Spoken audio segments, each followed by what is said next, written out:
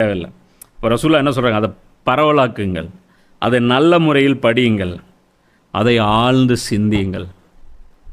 என்னென்ன சொல்கிறாங்க பாருங்கள் ரசூலுல்லாஹ். தலையானே ஆக்காத, தூக்கி போடாத, அதை படிக்க வேண்டிய உரிமையின் அடிப்படையில் படி. அதை எப்படி ரெஸ்பெக்டாக படிக்கணும், அதை எப்படி கவனமாக படிக்கணும், கடந்து போகக்கூடாது.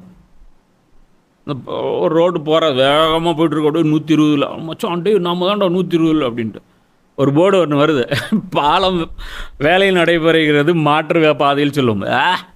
அப்போ தான் 120 டச் பண்ணியிருக்கோம், இப்போ போய் கண்ட போர்டெல்லாம் பார்த்துட்டு இருக்க மாட்டேன் அப்படின்னு போனீங்கன்னா அதோட அடுத்தது நீங்கள் 108 போவீங்க.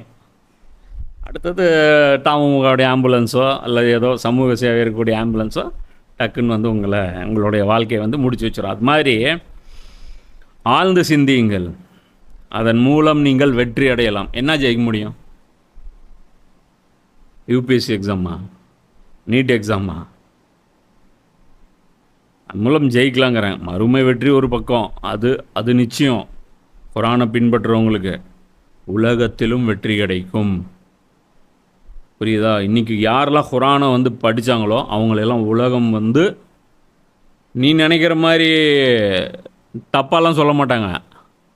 நீ போய் பாரு, வெள்ளக்கார அந்த பெரிய பெரிய ஃபிலாசபர்ஸு, திங்கர்ஸ் அவங்களாம் இருக்காங்க. இல்லை மௌலானா மௌதூதி, அல்லாமா இக்பால், அமீன் ஹசன் இஸ்லாயி, அபுல் ஹசன் நதுவி, இவங்களெல்லாம் வந்து இஸ்ரார் அஹமத், இவங்களெல்லாம் வந்து மிகப்பெரிய மரியாதையோடு பார்ப்பாங்க.